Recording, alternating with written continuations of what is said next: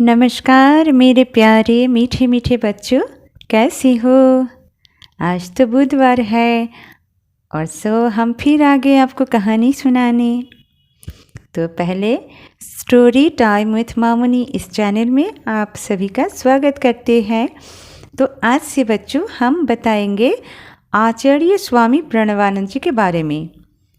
अब तो माघ का महीना है ना, और ये तो स्वामी प्रणवानंद जी के जन्म का महीना है, इसीलिए ये महीना हम सभी भक्तों के लिए अत्यंत शुभ है, महत्वपूर्ण है। तो चलो इस पावन महीने में हम उनके बारे में बताते हैं। तो शुरू करें बच्चों। आज से 125 वर्ष से भी कहीं अधिक वर्ष पहले की बात है। वर्तमान बांग्लादेश जो है उसमें बाजितपुर नाम का एक गांव था। बहुत ही सुंदर, बहुत ही मनमोहक, बहुत सारे पेड़ पौधे और फसलों के कारण चारों ओर हरियाली थी। सर्दियों की गुलाबी धूप पाकर ये हरियाली खिल उठती थी। लहराते हुए खेत और रंग बिरंगे फूल, पंछियों की मधुर आवाज़ उस गांव की सुंदरता को और भी बढ़ा दी थी। गांव के लोग भी बहुत सीधा साधा जीवन जीते थे। उस सुंदर गांव में एक सज्जन रहते थे जिनका नाम था विष्णुचरण। वे बहुत गंभीर प्रकृति के थे। उनके गंभीरता के कारण लोग उनसे डरते थे, लेकिन अंदर से वे बहुत ही उदार प्रकृति और दयालु थे, इसीलिए गांव के लोग उनका सम्मान करते थे। तो बच्चों, उस समय हमारे देश में मतलब भारतवर्ष में अंग्रेज़ों का राज था। अंग्रेज़ों के अत्याचार से देश के लोग पीड़ित थे।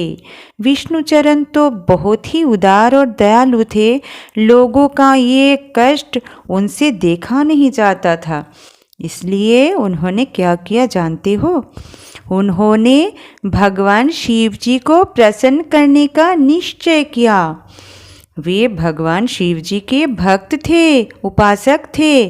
अपने घर में उनके घर में जिनकी पूजा होती थी उनका नाम था भगवान नीलरुद्रदेव।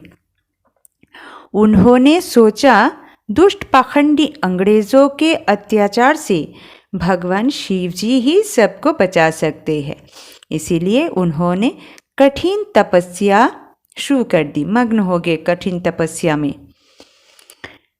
ना कुछ खाया ना कुछ पिया। उनकी पत्नी शारदा देवी भी बहुत ही सुंदर थी, शांत और धर्मशिला भी थी। उन्होंने भी पति के कहने पर सहमति जताई और तपस्या के माध्यम से भगवान शिव जी से प्रार्थना करने लगी। विष्णुचरण रो रो के रोज भगवान से प्रार्थना करते थे, हे भगवान रक्षा करो, भारतीय जाति की रक्षा करो, सबका कष्ट दूर करो हे भगवान। एक वर्ष कठोर तपस्या चलता रहा। विष्णुचरण सोते नहीं थे, खाना पीना भी छोड़ दे थी। ऐसे में एक दिन क्या हुआ बच्चों? एक दिन रात को जब विष्णुचरण ध्यान में मग्न थे, तब उनको ये आभास हुआ कि अचानक चारों ओर प्रकाश फैल गया और उस प्रकाश में से एक दिव्य मूर्ति निकले और कहने लगे, आंखें खोलो विष्णुचरण, चिंता मत करो, तुम्हारी तपस्या से मैं अत्यंत प्रसन्न हूँ। मैं पुनः इस धरती पे आ रहा हूँ तुम्हारे पुत्र के रूप में जगत कल्याण हेतु। विष्णुचरण चकित हो उठे। ये समझकर विष्णुचरण तो गदगद हो गए। उधर उसी ही दिन विष्णुचरण की पत्नी को भी स्वप्न में दर्शन मिला। उन्होंने देखा भगवान शिव जी शिशु के रूप में उनके गोद में बैठे हैं और उनको माँ माँ माँ कहकर पुकार रहे हैं। शारदा देवी भी चौंक गई। ये कैसा स्वप्न है? ये स्वप्न है या सच? उन्होंने पति विष्णुचरण को जाके सब बताया। विष्णुचरण ये चमत्कार समझ गए। वे समझ गए कि ये कोई स्वप्न मात्र ही नहीं है, बल्कि ये सच होने वाला है। दोनों बहुत प्रसन्न हुए और उस क्षण की प्रतीक्षा करने लगे जब भगवान उनके घर पधारेंगे। अंत में आया उस दिव्य क्षण। सन 1896 के माघ महीना की पूर्णिमा तिथि, शाम का समय, जब चारों दिशाओं में लोग भगवान की स्तुति गा रहे थे। मंदिरों में जब घंटियाँ बज रहा था, शंख बज रहा था, उसी समय विष्णुचरण के घर शारदा देवी के गोद में एक नन्हे पुत्र के रूप में भगवान नीलरुद्रदेव अवतार लिए। गांव के लोग खुशी के मारे ये एक दूसरे से कहने लगे, अरे विष्णुचरण के घर एक पुत्र का जन्म हुआ, जाओ जाओ देख कर आओ, इतना सुंदर बच्चा, देखते ही मन प्रसन्न हो जाता है, जाओ जल्दी जाओ। सभी लोग बधाई देने गए विष्णुचरण के घर। इधर बच्चे के जन्म के तुरंत बाद ही एक चमत्कार हो गया बच्चों। कई वर्षों से विष्णुचरण जिस मुकदमा के कारण बहुत परेशान थे, अचानक उसमें उनकी जीत हो गई। चारों ओर सफलता ही सफलता दिखाई देने लगी। विष्णुचरण का एहसास हुआ कि स्वयं शिव जी ही उनके घर पधारे हैं। खुशी के मारे उन्होंने पुत्र का नाम रखा जयनाथ, जय भोले। तो बुधवार को जन्म हुआ, इसीलिए माँ ने प्यार से नाम रखा बुधो। और जब उनका अन्नप्राशन संस्कार हुआ तब उनका नाम हुआ विनोद। विनोद मतलब सबको आनंद देने वाला। विनोद देखने में बहुत प्यारा था। बचपन से ही विनोद हर वक्त ध्यान में ही मग्न रहते थे। कभी घर में देखो तो कभी जंगल में पेड़ के नीचे बैठे ध्यान में मग्न रहते थे, जैसे भगवान शिव जी हैं।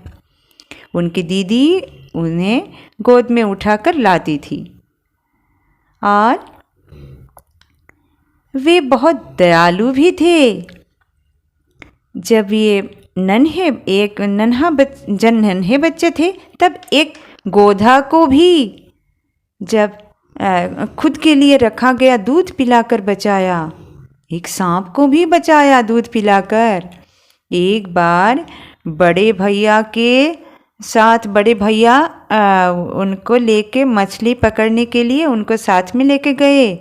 विनोद चुपचाप नाव में बैठा था और भैया मछलियाँ पकड़ने लगे।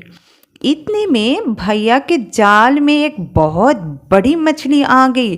भैया ने तो खुशी से उसे पकड़ ली और छोटे विनोद को चिल्लाकर बोले, विनोद इस मछली को डंडा से मार डाल, नहीं तो ये भाग जाएगी, जल्दी कर। लेकिन विनोद ने उनका कहना नहीं माना, मछली को कुछ भी नहीं किया, चुपचाप देखता ही रहा। मछली को तड़पते हुए देखकर वो बहुत दुखी हो गए। उनके आंखों में आंसू आ गई। मन ही मन कहने लगे, ये मछली पानी में चली जाती तो अच्छा होता। देखते ही देखते अचानक मछली पानी में गिर गई, डूब गई। विनोद ने चैन का सांस लिया, लेकिन उनके भैया को ये देखकर इतना गुस्सा आया कि उन्होंने विनोद को बुरी तरह से डांटा और कान पकड़कर घर ले आए। घर जाकर सभी को सारी घटनाएं बता दी, पर विनोद पर इसका कोई असर नहीं पड़ा। वे तो मन ही मन बहुत खुश थे क्योंकि मछली की जान जो बच गई। माँ ने भी कहा बड़े भैया से, बेटा इसको मत डांटो, मेरा इस पुत्र को तो जीव से प्रेम है, वो किसी का दुख सहन नहीं कर सकता। माँ ने विनोद को प्यार से गोदी में उठा लिया। विनोद इतने दयालु थे, बचपन में जब वे स्कूल में पढ़ते थे तब स्कूल के गरीब बच्चों को भी सहायता करते थे, मदद करते थे। तो बच्चों, विनोद कितने दयालु थे। तो एक बार क्या हुआ, जब वे 5 वर्ष के थे तब उनको आंगन में तुलसी के पौधे में भगवान नारायण का दर्शन मिला। वे सोचते थे कि हर रोज़ इस पौधे में ऐसा क्या है जिसके लिए माँ हर रोज़ इसकी पूजा करती है। एक दिन शाम का समय था, उन्होंने देखा माँ तो पूजा करके चली गई घर। उन्होंने देखा एक अति सुंदर दिव्य मूर्ति इस पौधे से निकल आए। विनोद तो होश खो बैठे गिर गए। दीदी ने देखा, चिल्लाकर बोली, माँ देखो बुधो का क्या हो गया। माँ देखो, आओ जल्दी आओ, बुधो का क्या हो गया। माँ दौड़ कर आई। क्या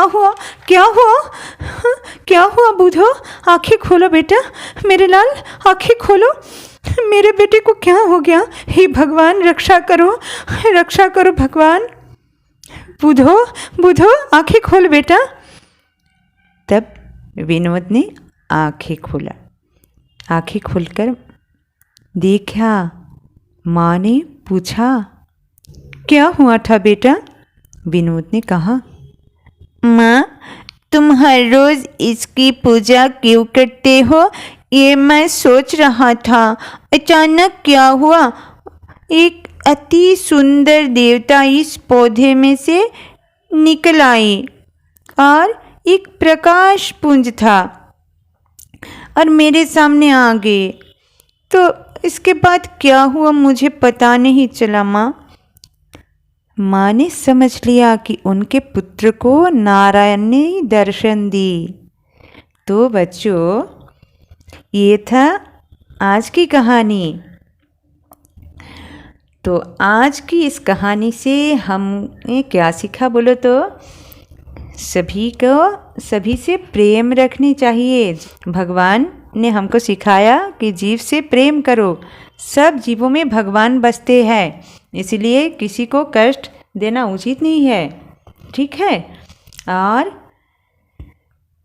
तुलसी के पौधा देखा है ना आप लोग, तुलसी को पूजा करनी चाहिए। तुलसी की पूजा करो और इसका सम्मान करो, है ना। इसमें नारायण बसते हैं। नारायण आके विनोद में समा गए। भगवान तो स्वामी प्रणवानंद जी तो शिव का अवतार थे, इसलिए नारायण भी उनको दर्शन देकर उनमें समा गए। शिव में विष्णु भी समा गए। तो आगे चलकर हम जानेंगे स्वामी प्रणवानंद जी के बारे में। बहुत सारे कहानी आप लोगों को बताएंगे जो आप जानते नहीं हो। तो अगले दिन आएंगे फिर। तो आज बस इतना ही।